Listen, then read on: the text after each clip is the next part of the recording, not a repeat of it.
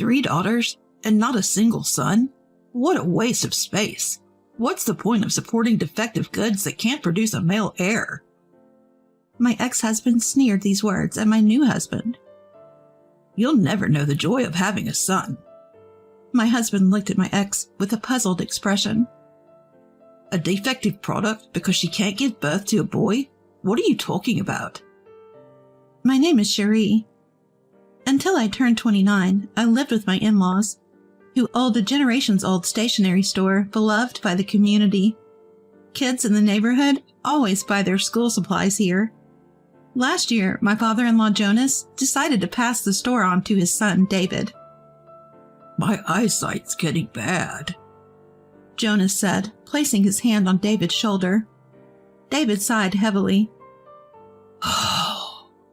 looking at me without responding to Jonas. Make sure the store doesn't end with me, Cherie. Here we go again. David has been pressuring me like this ever since we started dating. He always wanted a son, and after we got married, his tone and attitude became increasingly harsh. His mother, Annie, and even Jonas, who tries to be understanding, want a grandson. I had 2 sons right after getting married. You and your sister are both girls. Maybe it's genetic, Annie said. Well, let's hope for a boy next time, Jonas added. You wouldn't understand. Being a regular office worker's daughter, in our family, the eldest son has always taken over the business. Your job is to give birth to the next heir, David said. No one in the family ever stood up to David. I had a 3rd child, hoping that maybe this time it would be a boy and David would change. But yet again, it was a girl. 3 daughters. What a waste. Even looking at our newborn daughter, David didn't change his stance that anything other than a son was worthless. When our 3rd daughter turned 3, we got news from my in-laws, who were at the hospital, that my brother-in-law and his wife had a son. David kicked a chair and yelled at me before even considering congratulations. A son? Right from the start? Not like some useless woman who can't give birth to an heir. A wife like that is no different from a scam. David never laid a hand on me, but his sudden outbursts about having children were something I could never get used to. After berating me endlessly, David simply said, "Dinner," and stormed out of the room. Up to this point, I had been absorbing his anger and hadn't even gone shopping yet. Feeling tears well up, whether from frustration or sadness, I grabbed my wallet and hurried to the store. Once alone, I felt a bit calmer. When I returned, David's car, which had been there earlier, was gone. Did he really go out after telling me to prepare dinner? I was angry, but at least I wouldn't have to face any blame about the kids if I didn't see him. In the quiet house, with our daughters also gone, I waited alone for everyone to return. Then, a call came in from my parents' home. It was my mom asking, "David suddenly showed up and left the girls here. What's going on?" The girls? I told her I didn't know what was happening either and asked her to watch the kids for a bit before hanging up. I tried to reach David to get his side of the story, but got no response. After several attempts, I was about to leave for my parents' house when David's car pulled up. I rushed over to him. "David, Mom just called and said you left the girls with her." "Yeah, it's hard to manage all 3, so I dropped them off." "What?" "You're not needed anymore. Go back to your parents' house. We're getting a divorce." David pulled out divorce papers from his bag, held them up in front of me, and added, "Sign these." "A divorce?" There's no point in supporting a defective woman who can't give birth to a boy. Faced with the sudden word divorce from David, I felt a sense of relief. Maybe divorce was the answer all along. I returned to my parents' home and worked hard every day to raise my daughters. David did send child support every month, but he had no interest in his daughters, who couldn't be his successors. Moreover, the girls, who had never been close to David, had no desire to see him after the divorce. 3 years after the divorce, I met my current husband, Frederick, a doctor, and we got married. He treats my 3 daughters as if they were his own, and we have a good family relationship. One day while shopping with my husband, I ran into David. Our eyes met, and there was no chance to escape as he quickly approached. Long time no see. Ah, so this is your new husband. This was the first time I had spoken to David since informing him that I no longer needed child support due to my remarriage. I was a bit nervous about what he might say. I've remarried too. This is my current wife, Elise. As David introduced the woman next to him, she shifted the baby boy she was holding, as if to show him off. David looked satisfied and turned to my husband with a condescending smile. You'll never hold a son in your arms. She's defective. She can only give birth to girls. My husband looked puzzled. Don't you know? He looked at me and smiled.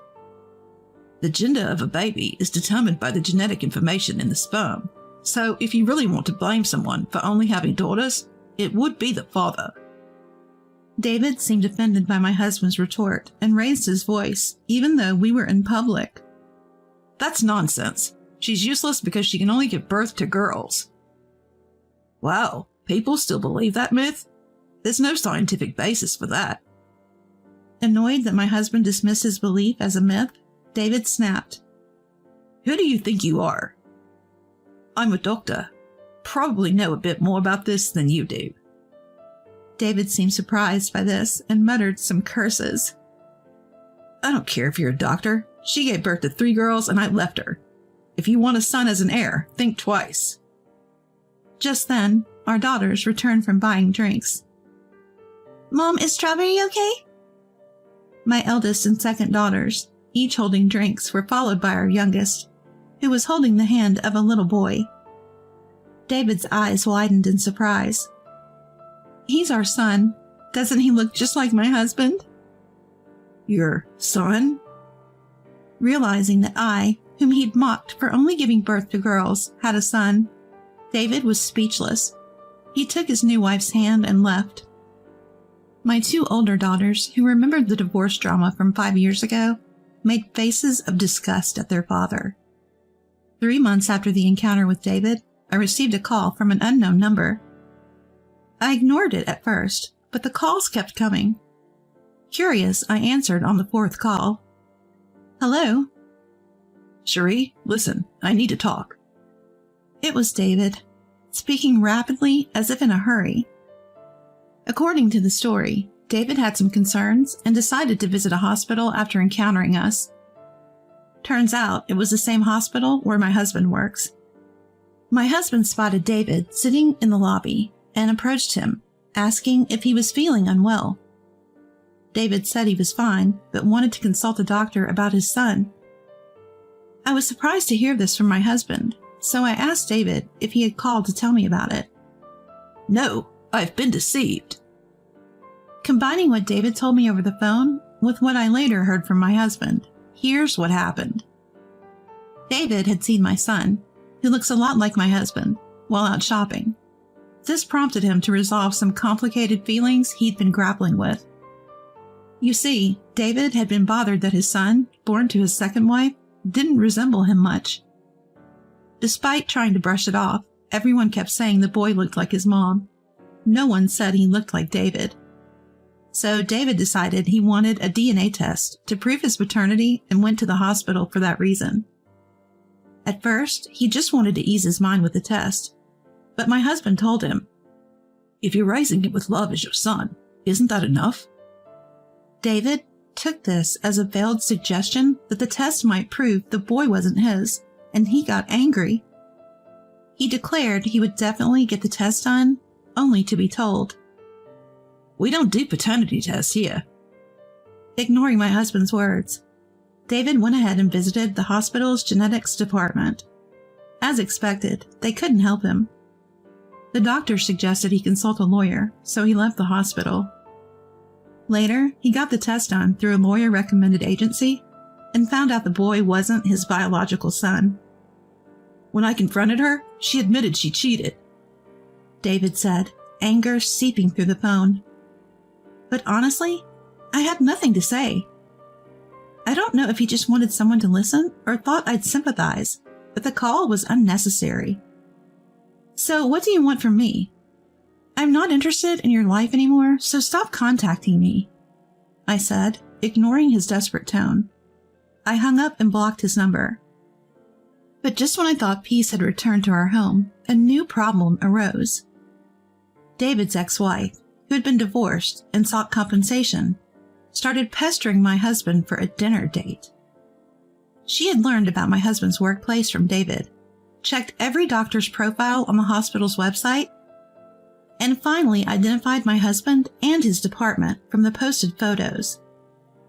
She then reached out on social media, trying to impress him with her achievements and inviting him to dinner, only to be firmly turned down.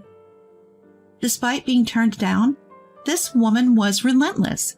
She even tried to ambush my husband as he left the hospital and made unnecessary appointments, raising alarms among the hospital staff. Eventually, my husband decided to talk to her directly to put an end to the inconvenience she was causing. As always, he caught her loitering around the hospital and told her off. Please stop following me. I have no interest in dining with you or being friends. She got red in the face, badmouthed me, his wife, and stormed off. I don't remember the details, my husband said. It was embarrassing. Everyone was watching. 4 days after hearing this from my husband, our doorbell rang incessantly.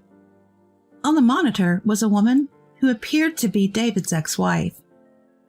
I wondered why she was at our house, but with the lights on, pretending to be out was not an option.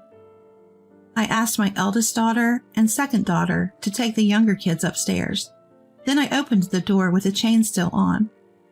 The woman smirked as she glanced at the chain. Surprisingly, she seemed calm and called out to him without even trying to hide her hostility. Sorry to bother you at such a busy time, Super Mom. What do you want? I asked curtly, and she snorted. You're not very friendly, are you? Let's get to the point. You should leave your doctor husband. Cherry, was it? A woman like you, who can't even cook and has a bunch of stepchildren, doesn't deserve a doctor. Know your place. I had never discussed my cooking skills with this stranger, but she must have heard something from David. Why are you here telling me to divorce my husband?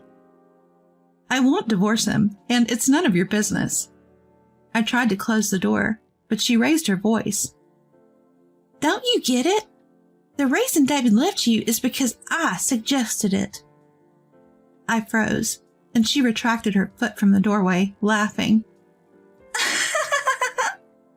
That was close. Almost got my foot caught. What are you talking about? Ignoring her flippancy, she sneered. I was dating David at the time. He's the eldest son of a historic shop, you know. So I advised him to divorce you since you can only give birth to daughters and can't produce a male heir. I had no idea, so it wasn't a fair.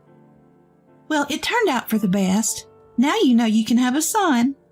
But the stationery shop doesn't make as much as I thought, so I'll give David back to you, and you give me your current husband. She spoke as if she had already won, looking down on me with a smug expression. As I was lost in thought, she said in a low voice, If you get it, then divorce him already, and left. I was shocked by this unexpected revelation, but I felt no pain as my love for David had already faded. Still, I wanted to put an end to her stalking my husband.